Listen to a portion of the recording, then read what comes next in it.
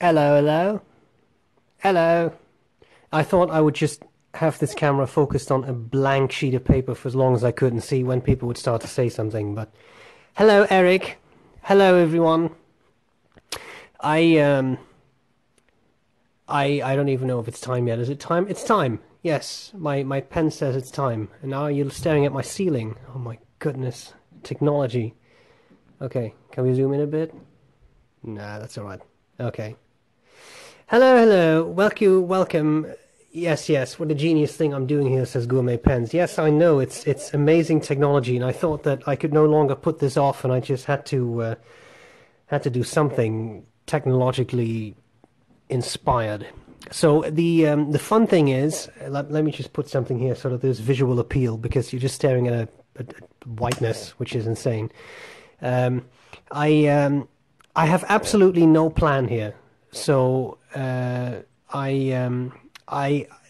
there is no plan. There is nothing going on. I thought we would just hang out because it would be fun to hang out with some guys. Hi from the UK. Wow, that is amazing because it's very late there. Thank you for going through all that trouble. I feel so millennial. Yes, I know that feeling. Anyway, so what I was saying was I don't really have a plan. I have no plan whatsoever. I just have some pens out. I thought we could discuss about, have a little discussion about some upcoming reviews. Hi from Africa and from Romania. Oh, that's amazing. Someone asked if Lord Windy is here with me. Of course I am. Lads and lasses, seriously think I would let SBREBROWN alone with a camera in it? Trust me, I'm always watching. Yes, okay, listening. You love listening to me ramble, you say. Well, that's a good thing because I tend to ramble a lot. Okay, so what could we do? Well, I've got a couple of pens inked up, and I thought maybe what would be interesting to show you a few pens that are coming up on the channel. This is one. It's a Bennu pen, which I thought is quite pretty. I recently reviewed one that looked a little bit like it, but it had a clip. This is another model. It's also an Essence model, but it's a slightly different shape. So this is something that will be coming up. I have the feeling that people enjoy these pens because they're very pretty. So, yeah, did I have time to play with the latest classic pens, the LB6? No, I did not, but soon I will because I'm borrowing one for a review. So that's definitely going to happen. We only came for the Emperor. Oh, Felix, junger Mann, was sagst du jetzt wieder? Of course we can. The Emperor is here as well. It's also within arm's, what do you call that? Arm's length, arm's reach. It is indeed a fairly large pen, as you can see. Yes, indeed. Eric actually has it, and Eric will somehow make sure that the LB6, the classic pens, will end up in my temporary possession. Here's another thing. This is an ST Dupont. People have what do you call that? Deplored the lack of ST Dupont on my channel. I agree. I have done the Spectre. A very kind viewer sent me this. He was thinning out his collection, and he sent me this. I want to say it's called the Olympia.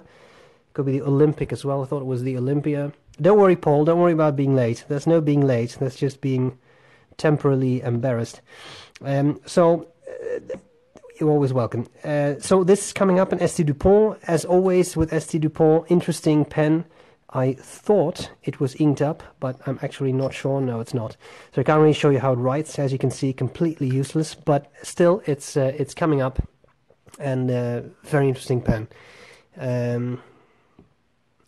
Someone asks, did you hear of any barrel cap cracking on the inside and no signs other than visual on it? I have this problem on Aurora Flex 88. So you mean the inner cap is breaking? I have had that on some Jinhaos. I don't think I've really had that on a lot of more expensive pens, but of course you can always contact the seller. Aurora is a good brand. I'm sure they will figure out the problem and will sort you out. Are you cool when you have a Pelican Pelicano? Of course. If you have any fountain pen, I think you immediately classify as being cool. Don't believe what the world says. You are amazing because you're keeping a very old tradition alive. So yes, you average stranger, you are very cool. All right, something else that's coming up that I'm actually fairly excited about is this Guider pen from India, handmade in India. Interesting pen, ebonite, no longer made. The Raja, I thought it was called the Raja something, Raja Medium or something. Raja Medium, yeah. Very interesting pen. Eyedropper filled, so I know people love eyedroppers, I know people love Indian pens, so that's coming up for sure. Someone says, speaking of Aurora, how do you feel about the demonstrators, both the Minerali and the black? I think a demonstrator is always cool. It's always fun and interesting if you can see the inner workings of a pen, especially if you have a cool piston as the Auroras have. So that's always interesting. When are we going to see the ACS Arco review? Good question. I don't know from the top of my head, but what I can tell you is that the review is shot and is uploaded, so it's just waiting to be published. There is quite a long lineup, but I thought it was set for early November.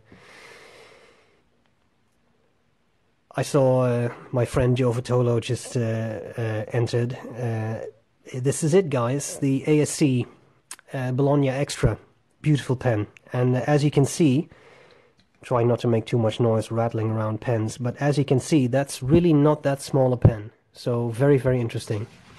So I think that's definitely going to be an interesting review. Of course, Arco Celluloid is always interesting. So should you be interested, this is the Paragon Grande.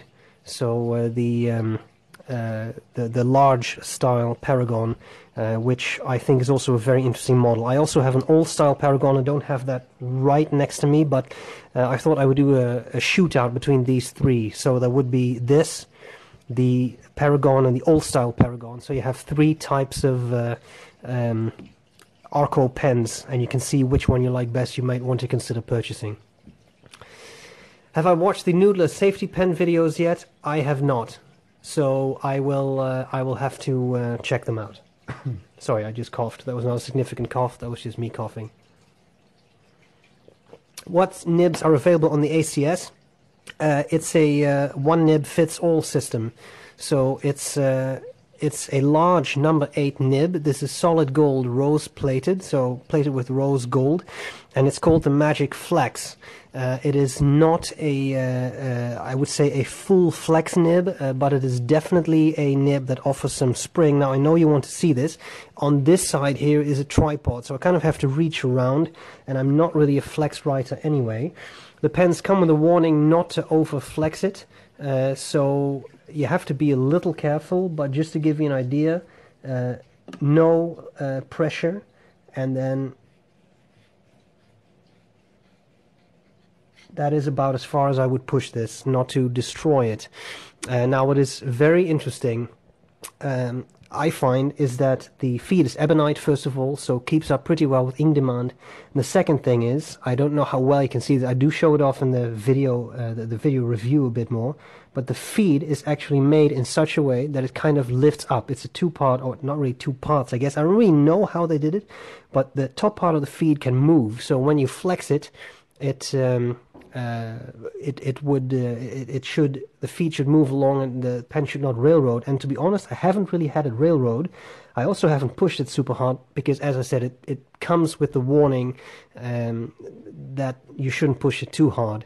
Do I think this will have the same problems as the Extra Flexibile and get mushy like the Omas? I don't think so. In my experience, this is a little less soft, and I won't lie, I like this pen.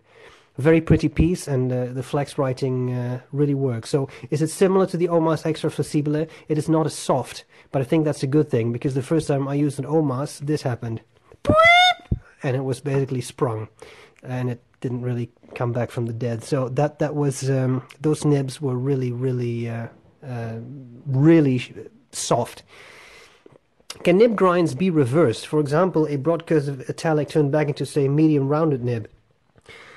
In the hands of an expert, I'm sure. If you take that to someone like Mike Marciama, I know I mention him a lot. I'm absolutely not affiliated, but the man does magic. I'm pretty sure you can do that. But of course, at some point you run out of tipping material, so how well that would work, I'm not sure. Okay, what brand is this? That's actually a really good question. It is not an OMAS. The material was kind of exclusive to OMAS, but it's just celluloid, so it comes in rods. And Emmanuel, one of my friends, he bought the rods when OMAS went out of business. It's by Armando Simoni Club. Armando Simoni, AS, is the same AS as in OMAS. That stood for something like Office, I forgot, but like mechanical office, Meccanica Armando Simoni. So he called it Armando Simoni Club ASC. So it's not an OMAS, but it is OMAS material. I agree with what machinist Paul said. If you have something ground to say a cursive italic and you then want to go back to round, you may have to get it retipped. But there are people who do that, right? For example, Greg Minuskin is fairly famous for taking off the tips and putting on new tips, which is possible. What's my favorite material? Celluloid, urushi, ebonite, etc. That's a really interesting question, Joe. When you look at celluloid like this, it's kind of hard to not love it. We're slowly getting into early twilight here, so the light condition is not the best right now, but it's very alive. I really like that. Gourmet Pen says precious resin. Oh yeah, precious resin, me fav, innit? Yeah, I really like celluloid. I like the feel of it. I like the way it feels to the touch and all that.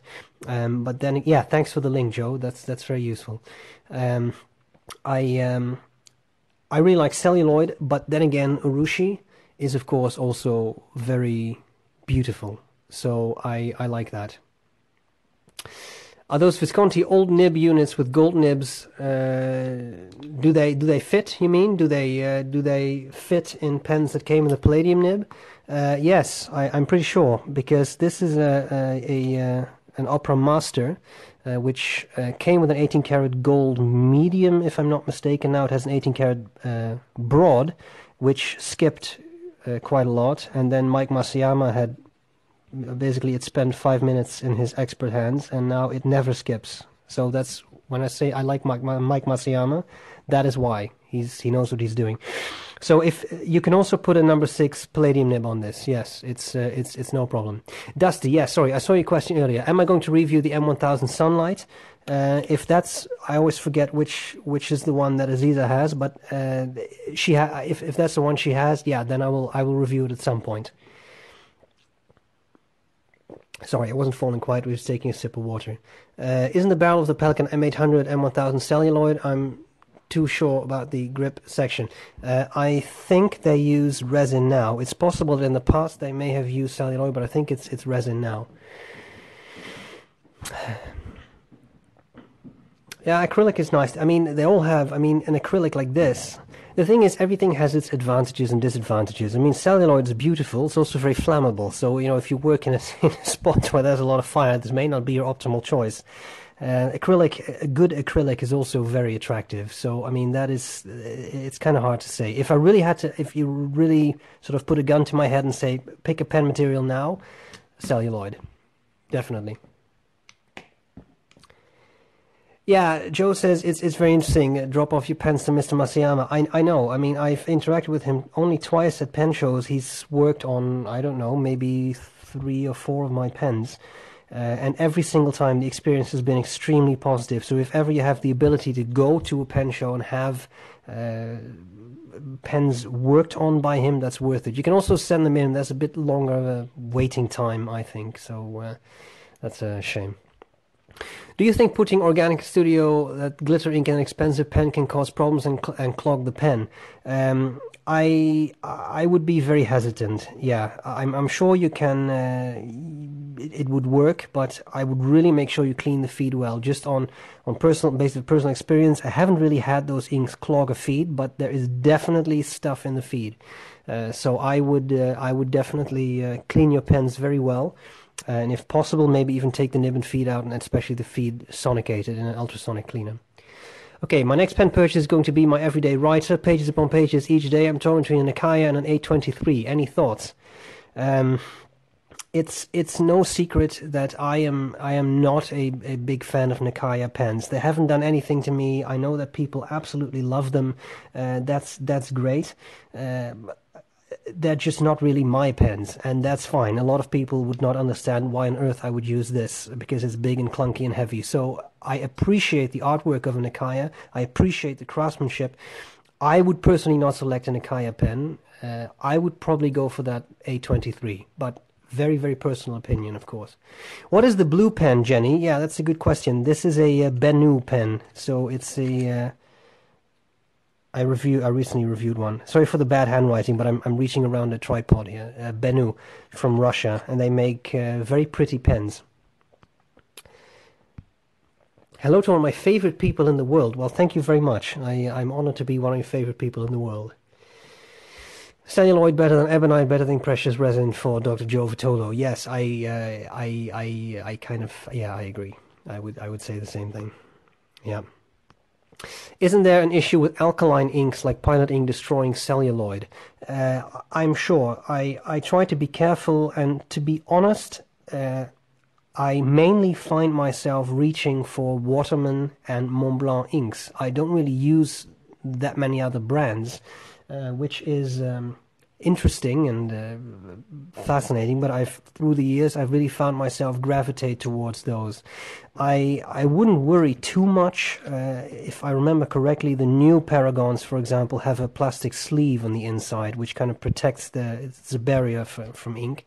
But yes, I mean, I have had ink melt down rubber in a pen, so that's one of the downsides of this. There is a rubber sac in this, so I would be a bit careful if you buy this pen with what you put in there. That's why I have Waterman in it. Okay, $150 for the next level pen. Which one? Well, you know, the Lamy 2000 always seems to be a safe bet. A lot of people seem to like it. It's an interesting model. It's a piston feather. It's a gold nib, so I think that is kind of yeah, it's kind of good. Let me see what else we got here. Aziza just assumed that my handwriting was terrible. That's a very safe thing to assume.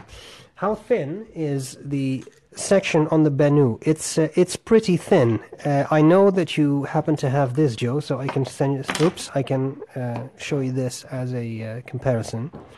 It's a pretty thin section. Yeah, it's. They are nice though. I mean, they're pretty pens. I don't find them particularly uncomfortable. The one thing is they don't rebrand their nib, so it just says Schmidt, which, I mean, I don't know, you may care about or may not care about. I think it would be nice if they could put the B.R.E logo on it or something. Alright, let's see what else we got. Diamine is my favorite ink. Yeah, I know, Diamine is a nice one. How do I cope being the Harry Styles of the pen world, screaming, awkward fans, etc.? You know, there aren't that many insane fans. There are a few, and there have been a few, but let's try to focus on the positive. It's always great to meet people, to see them at pen shows, to hang out with them. I always really enjoy it, and it is strange. I was once, quite possibly by a member of the current audience, but I was once recognized in a supermarket in the Netherlands, and you don't really expect it there. The pen show is one thing, supermarket is another thing, and it was great. We had a fun conversation, and a very kind guy, and we hung out later, and it was a lot of fun. So, I mean, people can become friends that way.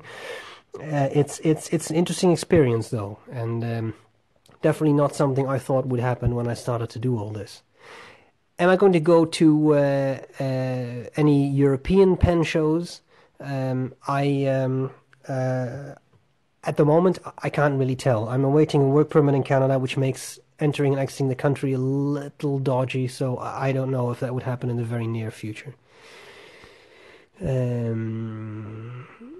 Yeah, that's a good question, Carol. Why, when I reviewed the Pelican M800 M1000 a few years ago, I seemed to love them very much, and so how did I decide to part with them? Aziza says I took them. Well, in a way, that's kind of that's not really true. I mean, it's just a matter of I ended up not really using them a whole lot, and I'm in a very, very fortunate situation because of the review work. I have access to a lot of pens. It doesn't mean I get them all for free, but I mean several companies have sent me pens. I've been able to try out a lot of pens, and you kind of find out what you like. And there's nothing wrong with M800 and M1000. I think they're great pens. I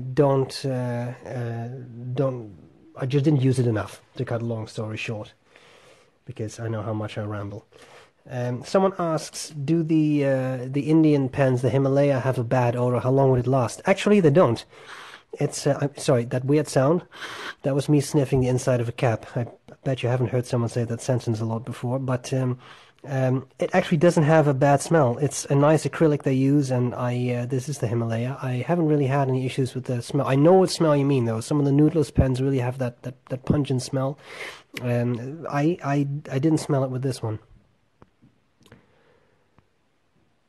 All right. Yeah, bye, Felix. I know it's very late there, so we'll see you later. Okay, Ramona the Hun. I know that Aziza loves them, but what do you think of a music nib? I think music nibs are great, especially if you have a nice one like the... I'm just pulling this out of Aziza's pen pouch because she's not looking anyway. Don't tell her.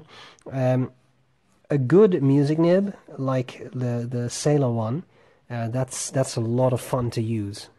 So I think it's great. I'm not as obsessed with it, and I think that's mainly because Aziza has a lot of very flexy nibs, and I'm just not really a flex writer, which is a beautiful segue into what the Spooky Cake just asked. How's the Himalaya on flex? Can it top the almighty Nippon set? Well, this is inked. Judge for yourself. That's better than 75% of the Noodler's Nippon sets I have used. I had access to 4, and only one really wrote flawlessly, and that was the prototype that Nathan Tardif himself tuned. So I am really quite pleased with this. I haven't done anything to this either. This is out of the box. It did this, so I'm really not that disappointed. Jenny asks if she's the only one who doesn't mind the smell of Noodlers. I don't think so. Trust me, I discuss a lot of interesting things with a lot of interesting people. Pen smell is one of them, and I know for a fact there are a bunch of people who really like the Noodler smell. So, yeah, it happens. The finest nib I've ever come across, is the Saibi Togi by Sailor. That's one of their specialty nibs, and that nib that's creepy. That's really a hairline. I mean, this is not that bad either, actually. Whole different price range. It could be different class. But someone sent me this, a Wingsung 235, which actually has a bit of spring to it too. So that's not at all a bad pen. But the Saibi Togi, that's by far the finest. But that's getting pretty creepy. Someone asked about whether I have experience grinding nibs. Yes, I have done it a few times. I have done it on the Speakeasy, but I've just cleaned that, so I can't really show you. But that was, unless there happens to be a tiny bit of ink left in this, but no. Well, that started out as a double broad round nib, and that is now an italic nib. It's not that difficult. It's not as difficult as it seems. It's just a matter of you just have to sort of mentally pull the trigger that you can do it. And yeah, those things, it takes a bit of practice. So don't take your $500 pen or something and grind away. I mean, start with something inexpensive like this. And practice, but you can do it. I mean, it's fairly simple. And the nice thing, what I found very helpful, is that John Mottershaw is a great nibmeister on nibs.com, has pictures of all the grinds he does, so actual close-ups of the nib tips like this, so you can really see what the shape is. And I think that really helps because you can kind of try to modify that. Someone says Saibi Tobi versus Platinum Ultra Extra Fine. I don't think I've used that Platinum. I can't really tell, but I know. Ah, Ramona says, I have the architect nib that you ground for Kaveco. Yeah, that's true. I did do an architect grind. My architects I don't think are perfect yet because that's a tough grind. So if you don't know what an architect is, that's the type of nib that when you go down is a narrow line, and when you go sideways, it's a broad line, the exact opposite of an italic, which would be like that.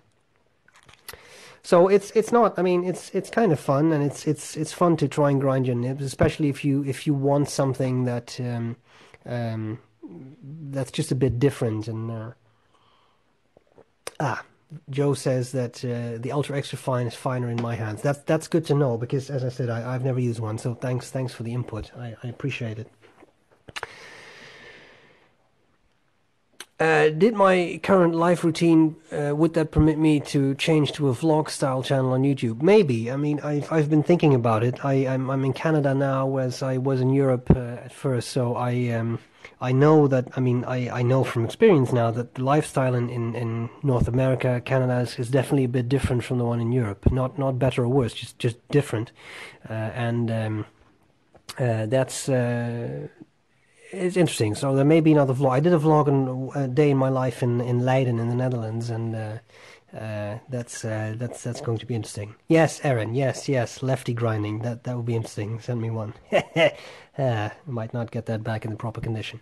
How do you grind an architect nib? Yeah, an architect nib. It's tough. I always think of a. No, that's not even it. I can't draw.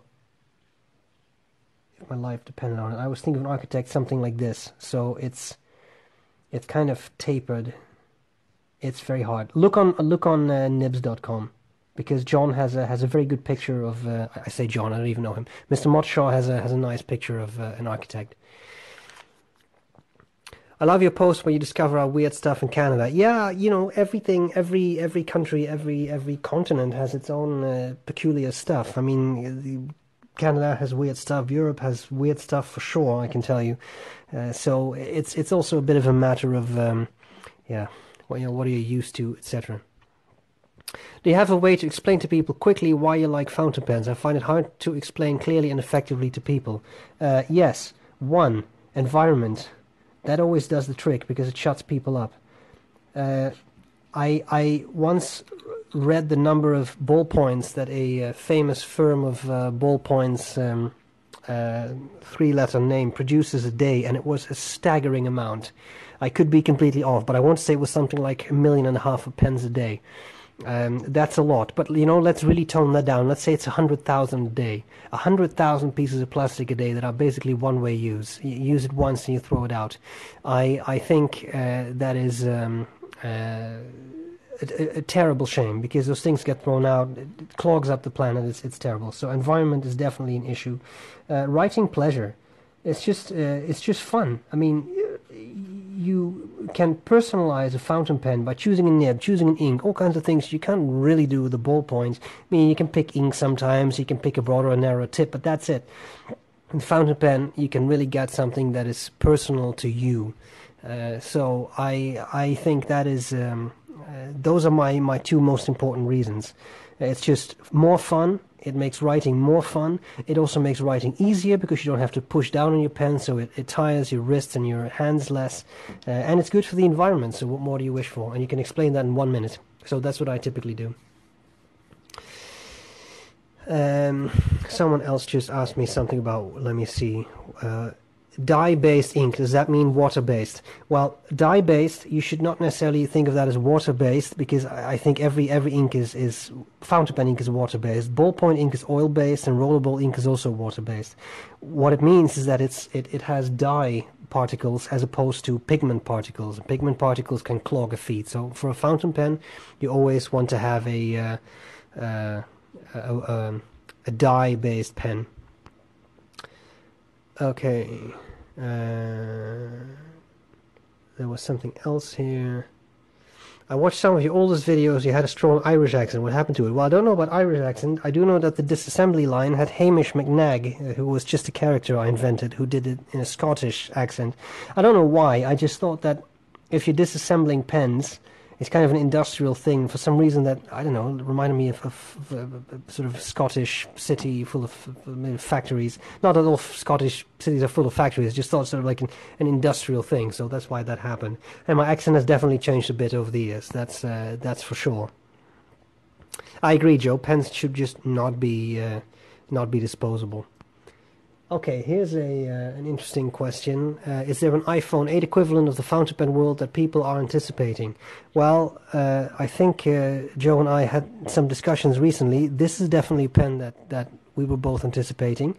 But also that new Pilot Custom. That looks like a really big pen with a ruchi. It's very expensive, but that I would like to hold one day just to see what that's like. Whereabouts in Canada I am? I'm actually in Ontario, so kind of to the east. Bring back Hamish. Good news. Just the other day, 2 new videos from Hamish on Kaweco pens was actually recorded. So, do I have any interest in vintage pens? Do you like to focus on modern pens? Yes, I have always focused on modern pens more than vintage pens, and the reason is that a lot of vintage pens, not all vintage pens, but a lot of vintage pens have flexi nibs, and that just doesn't suit my handwriting. I just can't really do it. Secondly, I drop a lot of things, so I'm always a little bit hesitant with fragile pens, and that's why I require carpets everywhere I go, because I just drop things. So vintage pens, for me, they're too fragile. I appreciate them as pieces of history, but I just can't really, I just can't really use them long term and practically, because I really use my pens. They're not collector pieces. I really use them. Try and visit the Miami Pen Show. I'll see what I can do. The LA Pen Show would also be great. I mean, Washington, D.C. is within driving distance. It's not next door, but it's driving distance. That's very comfortable here. So,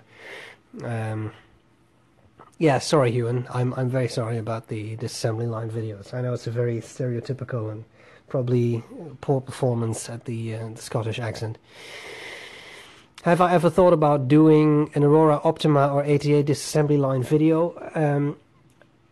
I would, but I don't know to what extent you can disassemble those pens without the proper tools, because for some of them, like say the Omas pens, you actually need a wrench to undo the whole piston assembly. So I'll see what I can do. If I can find information about it online, then I'll do it for sure.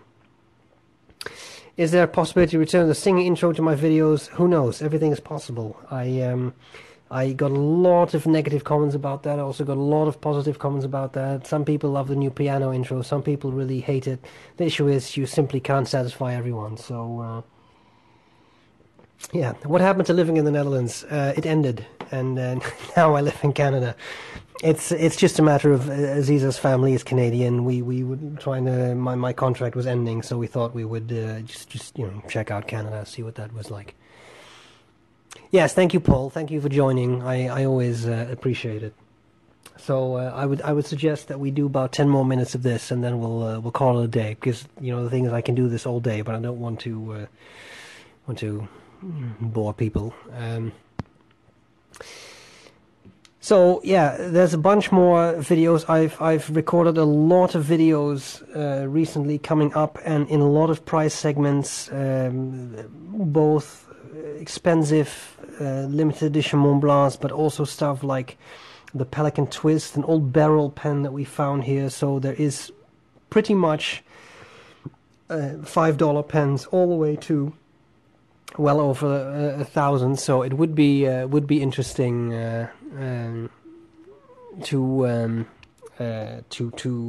yeah, it should be interesting to watch, I think, because it covers a lot of different types of pens. Have I ever damaged a pen while trying to repair it? Yes, I had a Mont Blanc 22, and I thought the piston would just screw out like on a noodless pen. We just keep twisting, and then I heard, and that was the piston that just snapped in half. So it's very simple. If you don't know what you're doing, you probably shouldn't. So since then, I don't do a whole lot of pen repair, but occasionally something comes along, and you really have to research it online and figure out, or even better sometimes, get a book like Dr. Oldfield and Jim Marshall's book on it's called Pen Repair, I think. That's a great book with pictures, describes a lot of pens in detail, and they continuously update it. That's fantastic work. And if you're really serious about pen repair, you need to buy those books. You just need to have that. Yeah. There's another pen look like the Omas 360. Do you mean, is there another pen that looks like it? There was another triangular pen, and I can't figure out the name of it now. I can't come up with it. But there are other pens like that. But to me, this is a very special one. I really like it. What's up with Delta? Yes, who knows? I don't know either. I do think they've snuffed it. To put it very bluntly, I haven't. I mean, I don't really have any official confirmation, but I don't think it's looking good, which is a shame because I kind of like Delta. Any plans for another SBREBROWN ink? Let me say this about that. Yes. And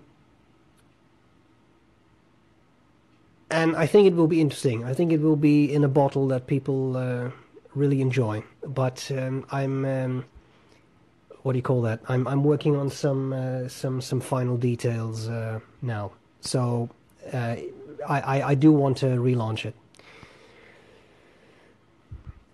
I love the videos with you, Naziza and Eric. Yeah, well, guess what? Guess who's visiting very, very soon?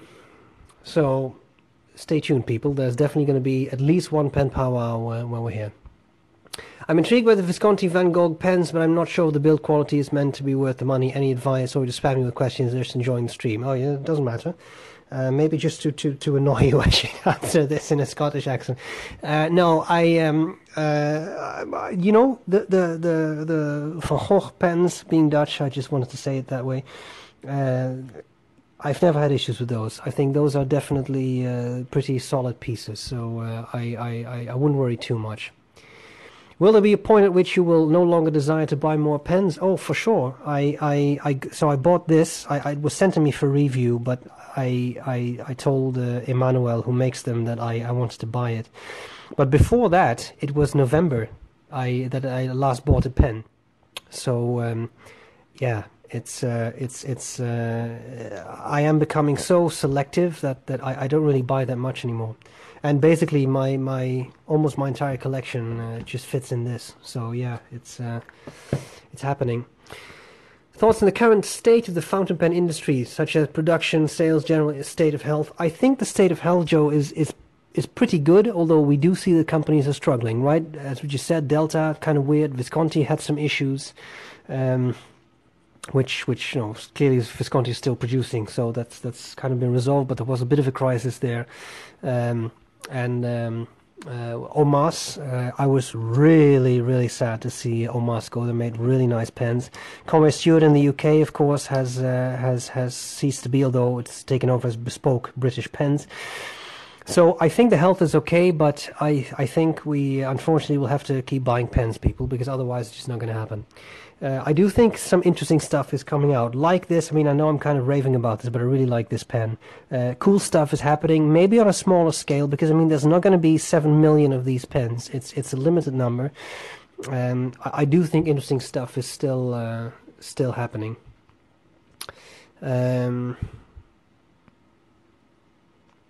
Should I hold on to my Deltas like my Omas? Maybe. I mean, I don't think you really should hang on to pens as an investment necessarily, because they will devalue, but for sure at some point it becomes a piece of history, right? Do I keep some inexpensive pens like Lamy Safari in the collection, even if I aren't showing them? Not a lot, and that has absolutely nothing to do with being a snob or not liking them. But it's for me, it's simply the matter of I don't use those pens enough. Still, I mean, as I said, someone sent me this Wing Sung pen that's really not that bad. So I actually have this inked up all the time.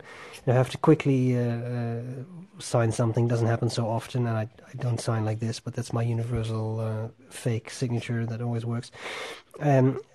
they have their place, of course. I mean, would I want to carry this on the street? I would want to carry this. You know, there's definitely a cheap for inexpensive pens. Yeah, Corey Stewart's back in the UK. Correct. I met Francis in Washington D.C. at the show, and as I understand it, he's involved in the bespoke British pens, the sort of the Conway Stewart revival, and they're doing nice stuff. I mean, they have access to the original parts and such, so I think that's very nice. What do you think of the relationship between Marte Modena and Visconti? I'm not sure. Okay, Aaron, bye. Yeah, I hope that too. By the way, that was an internal thing. I didn't know. I have to admit, I didn't know there was a relationship between Marte Modena and Visconti, so I'll have to check that out. Sorry. Overall, would I prefer the instruments from Pelican or Visconti? Let me answer that question as such. For looks, probably Visconti. For overall reliability of writing, probably Pelican. I had a lot of issues with Visconti nibs, and I'm not the only one. So I think there's a bigger chance that when you, especially with the Palladium nibs, if you buy a Pelican nib, you're going to get a working nib than if you buy a Visconti Palladium nib, which is a shame because, I mean, something like this to me is, well, kind of stellar. I mean, I really, that's a very personal thing, but I mean, I really love this pen, and I like this more than the green M1000. Beautiful pen as that is, but for me, this is more exciting. Okay, people. People say they're leaving, and I think that's an excellent idea. Not because I want to leave you, but I can do this a very long time. I think what we should just do is do this again because I think this was fun. Question: is this fun, or is this boring? Is this useless? Because I mean, I can also not do it. Of course, it depends on you because I'm doing it because I want to hang out with you guys. Is this something that you would want to see again, or is this something that you're not really interested in? He said, taking a sip of water and awaiting. Yes? Okay. Fun? Good, good. Excellent, excellent. Well, I'm glad you guys liked it. I can't promise, a set frequency of this because it depends a little bit on what I'm doing and all that, but I'm pretty sure we can definitely manage to do this once in a good while for sure. I mean, I don't know if weekly is attainable because I'll have some other obligations, but for sure I will try to do this. Okay, guys. Thanks a lot. Thank you all for hanging out with me. I appreciate it. I wish you all a good Sunday night, wherever you are, and have a good week. So I guess there's only one way to end this, right? I hope this was useful, and I gladly see you later. Bye-bye. Oh, right, the end. Yeah, how could I forget that?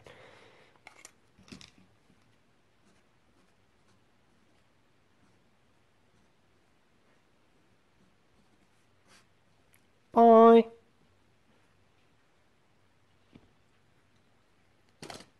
Yeah, bye, mate.